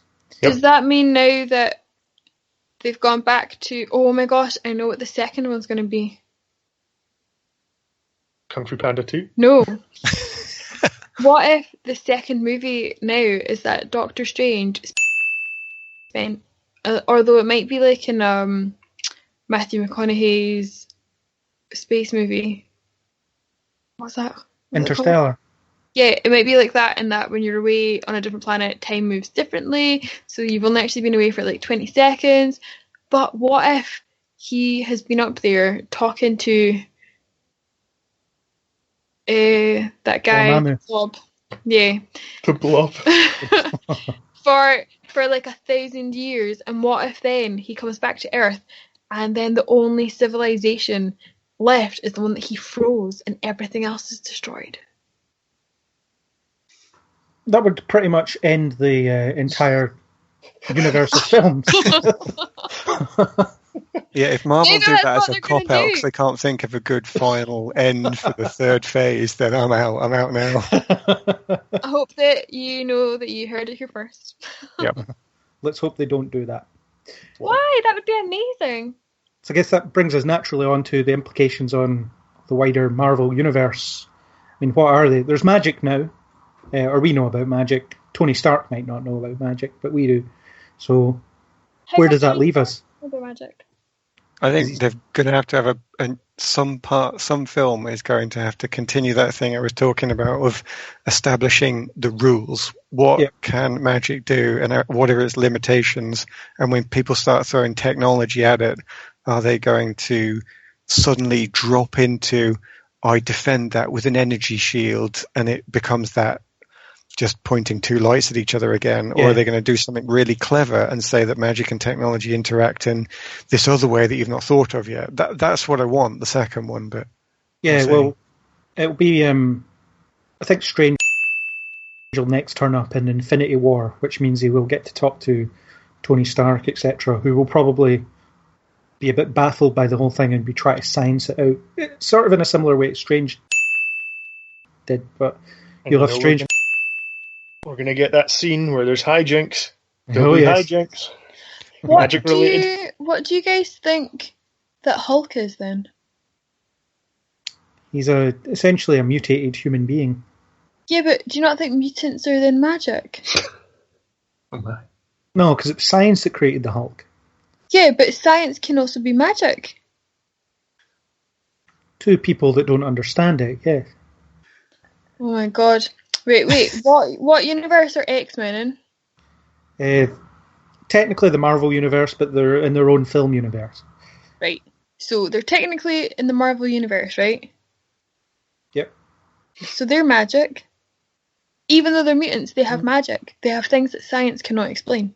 Science can explain them, though. It's genes. It's genetics. It's evolution. It can't just be genes, though. They can magic. No, mutant powers are genetic. You can't. No, you can't say that. You can't say it's all like just genes and stuff. What they do is magical. They do magic. There's only one way to solve this. Craig is going to have to go outside with science, and Natalie's going to have to go outside with magic. Last man standing. Magic. Do I win? I think I win. I think the closest we've had to magic in these films so far, as I mentioned earlier, is Thor. Because his hammer is enchanted. Loki knows some spells, things like that. But I think if you had to, you could explain those things as advanced science. I know it would be a bit weak, but I think you could. You could say that Thor's hammer has got inside it a very advanced computer, a very advanced Jarvis, so it can understand concepts given to it by Odin, and it can translate them into a reality, and it can affect that reality around it using gravitational fields and what have you.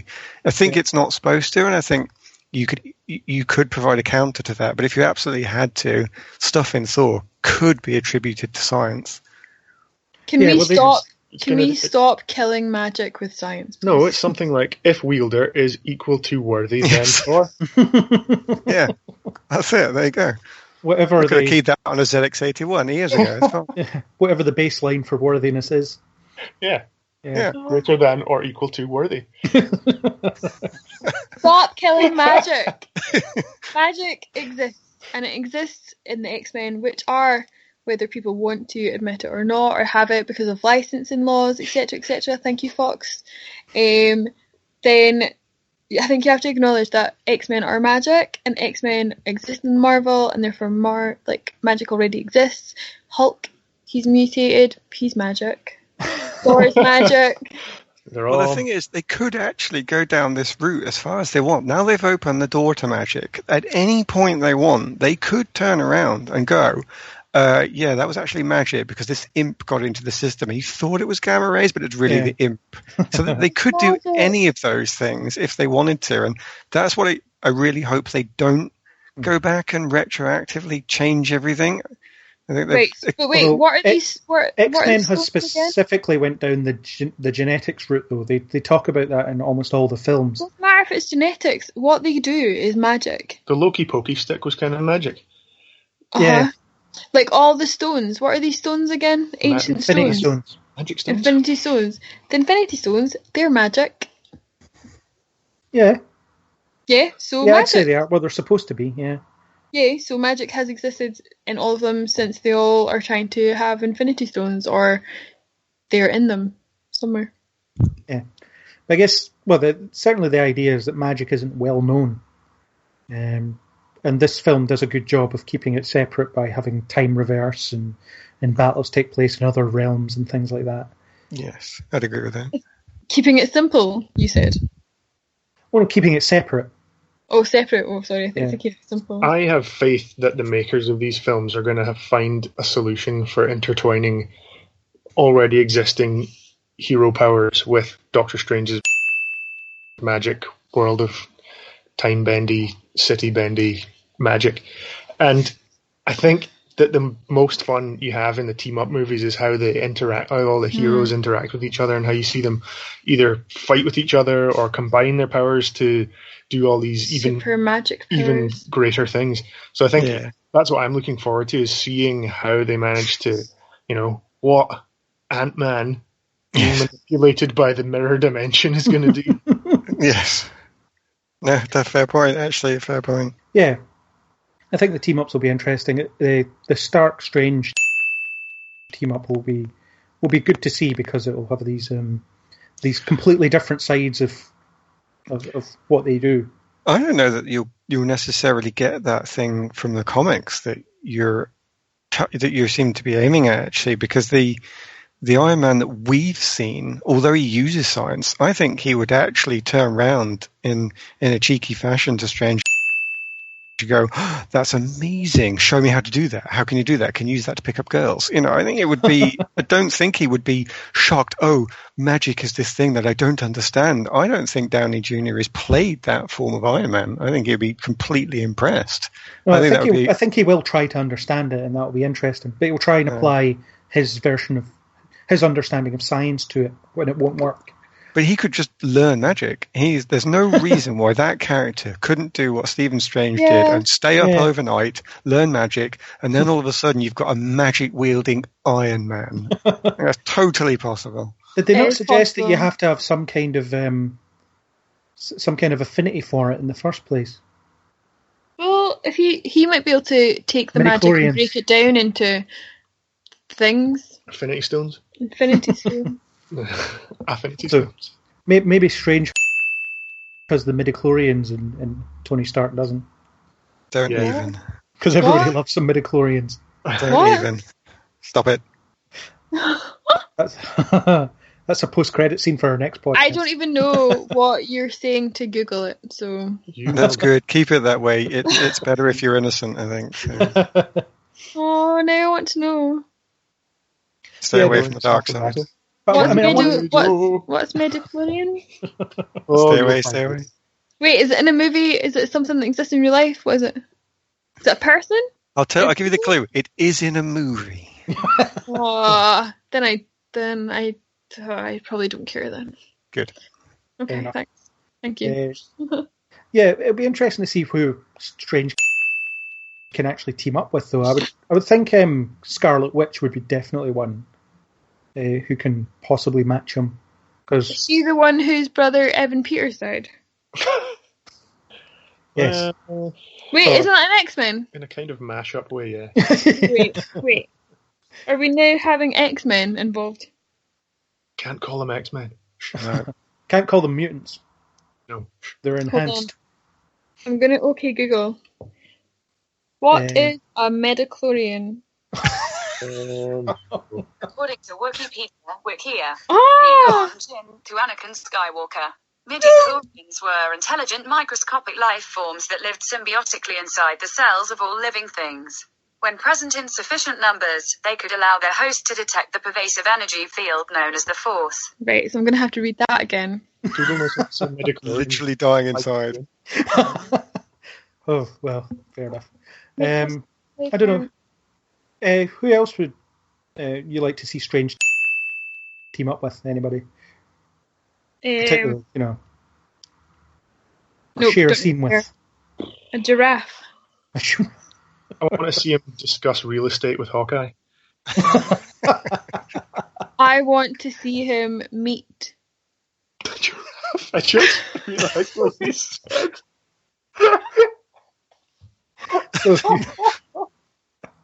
A giraffe.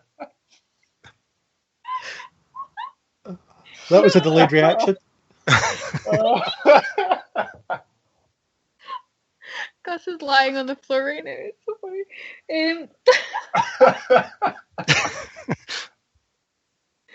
Right, stop it. Anyway, I'd like to see him meet Kung Fu Panda. They're the same person. They can't be in the same room together. Yeah, let's limit it to the Marvel films. I'd quite like to see it. There was something that's specific. I think I'd quite like to see on screen Strange against Loki. If they're offering that by that end of credit scene, then I would actually like to see it. Ooh, yeah. Yeah, it could happen. Gus is back in the room. Yeah, Strange against Loki would be good. Pairing up with Scarlet Witch is probably the main one for me because I think that, well, her powers could be magical. Wait, isn't Scarlet Witch an X-Men? No, she's in Avengers 2 and Civil War. She's one of those people that's definitely not an X-Man. But is she an X-Men because... Wait a minute. She's definitely not a mutant. Wait. Who are the ones? Oh, never mind. I got confused. I was thinking of Deadpool. That is quite confused. Yeah. So in Deadpool, when they get like the X-Men and he's like, oh, you must be the really cheap ones. Yeah. I was thinking she was one of them. Although she was an X-Man, or she was in the X-Men at one point, as a villain to start with. Craig. So there is like truth to what I was thinking then. Well, Marvel had a hold of her because she was an Avenger as well, so that's why they got to use her. That is greedy. Well, they've used her quite well. But anyway, arguably her powers are magic, and therefore she could magic probably match has them. already been introduced in the Avengers then. Maybe. I knew you were going to get yourself into trouble, Craig, when you went down that route. I just was waiting for her to notice. They haven't categorically confirmed it yet, but it's possible. They don't need to. Why does it need to be so confirmed? How about we watch it, there's magic, and we go, alright, there's magic. You don't have to say, that was magic. You can just read it as, that was magic. Yeah, or just I like to categorise things. That's magic. Yeah. I'm foretelling a discussion between Thor and Doctor Strange about what makes Thor's powers godly and what makes Doctor Strange's powers not godly. Yeah. Well, that'd be interesting too. Yeah, that's what I want to see. And You that's see what, Strange lift up the hammer. I think that's what we will see. Maybe not. I don't think he can pick it up. Not Mjolnir, no. But Yeah. I think But I think that there'll be some kind of, they'll touch on that somehow about, one of them's a god, one of them's could be described as having godlike powers.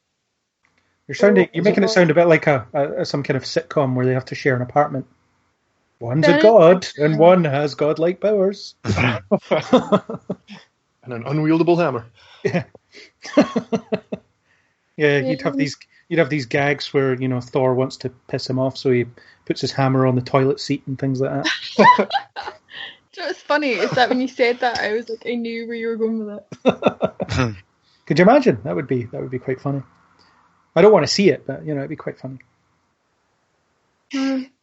Yeah, we might get Doctor Strange in Thor 3. That seems like what the or Thor Ragnarok, as it's called. That seems to be what the post-credit thing's hinting at. I love the word Ragnarok. Just saying. Cool. Yeah, thanks. It's magic. It's magic. Oh. Yeah. So the implications. I'm thinking because you beat me to it again. I was just wondering whether I should or should not say that, and you just jumped in. You're more courageous with this than me, I think. What? What happened? Go on. Yeah. So I think the implications in the wider universe are quite limited at the moment, actually. We'll only see him interact with Thor so far. The rest will come later. Limited. I don't think that makes it limited. I think that... Well, as in, magic hasn't become widely known to the public yet. Whether it ever will or not is another story, but it still kind of remains a secret by the end of the film, so the effect it has is minimal so far. What about all the people who got reversed killed in Doctor Strange? They're all fine. Yeah, they just go about their day afterwards. Does it say anything about what their memory is? It does not. No, but they seem to just get on with it afterwards, so they probably don't remember it. Or are they blocking it out of their heads because obviously it was too fantastical for them to They all just had strange dreams that night. Sorry, I used the word strange ding there. And thought nothing more of it. Yes. The end. Yeah, so I guess that's taking a random magical mystery tour around this film. Nice. Kung-Fu Panda. It is pretty much stuff. I'd rather watch Kung-Fu Panda than Doctor Strange again, though. I think maybe. Fair enough. I really like Kung-Fu Panda. I haven't seen it. Maybe I will watch it one day. Craig, what? You've never seen Kung Fu Panda? Homework. Nope. Homework. Did you know that Kung Fu Panda is the film that I've seen like the most amount of times in the cinema? I knew that. Did you? No. I saw it 5 times in the cinema. Now we know. Yeah, that's an interesting fact for everyone. I don't even want to think about how many times I've seen the first Avengers film in the cinema. Yeah, but let's remember that I don't normally see a film more than once in a cinema, except for Star Wars, where I saw that twice. So. Fair enough. And there's another post-credit scene that hints at our potential next podcast. What, Star Wars? Yeah. When's the next one? Soon. Or maybe already, depending on when you're listening to this. Yeah. Why? Wait. Have we already spoken about this? Through the power of podcasting, we can bend time and have actually spoken about this in the past. Does that make us magic? No, scientific. Damn it. It makes us masters of editing. Or makes me a master of editing. Or fairly competent at editing, perhaps. Yeah. So, I think we should wrap this up. Final thoughts? Doctor Strange? Good or bad? Aaron? I will say... I'll still say good because I still really liked it. I just, on reflection, wanted to see more of the character stuff, but it wasn't billed as that. It was billed as a come and look at this amazing visual extravaganza, and I think it did what it needed to do because it had good comedy throughout to keep you going, and the characters again they did what they needed to do. So it not the best film, but I still enjoyed it. Angus? Doctor Strange. Love it? No. Like it? Yes. Why are you speaking like that? What is wrong with you? I said he was going to time travel with his words and ask us to put them together, actually, but he didn't do that. I it definitely exceeded my expectations. There was a lot I liked about it. There were some, there were the usual sort of formulaic issues, but then it sort of reversed that with the battle of wits at the ending. Maybe if I'd seen it in IMAX, I would have appreciated or been able to appreciate this sort of visual majesty a bit more. But I still really enjoyed those bits, those sequences. I thought they were very creative. And so, yeah, in general, good. Thumbs up. And Natalie, without referring to Kung Fu Panda, what did you think? You can refer to magic as much as you want. The more I think about the movie, the more I think I didn't enjoy it, which is really strange. Because I did enjoy it when I saw it, like I said at the start. I think we have a tendency to overthink things. I enjoyed it for what it was on the screen. I'm not going to think about it any more than that. Fair enough. I liked it. I think it was one of the stronger solo films. It stood on its own. It bodes well for the other weirder characters that they're going to introduce in the future. So it shows that the Marvel Cinematic Universe has legs outside of the characters we've already seen. So, let's look forward to Black Panther, Captain Marvel, etc. Since they've proven they can take a character that barely anybody's heard of and turn them into something that's watchable. Cumberbatch, I feel like, was a bit of a safe choice as an actor. I think they could have went with someone who was maybe a bit less well known, but then maybe it wouldn't have made as much money. But yeah, now that you've mentioned that, it did make me want to read the comic. Oh well, it did its job. So I was a bit like, because part of the movie I was a bit like, I don't really know what the hell's going on. So it made me want to. I think if you read the comic, you might feel the same. Right, okay. Oh well, I might give it a go.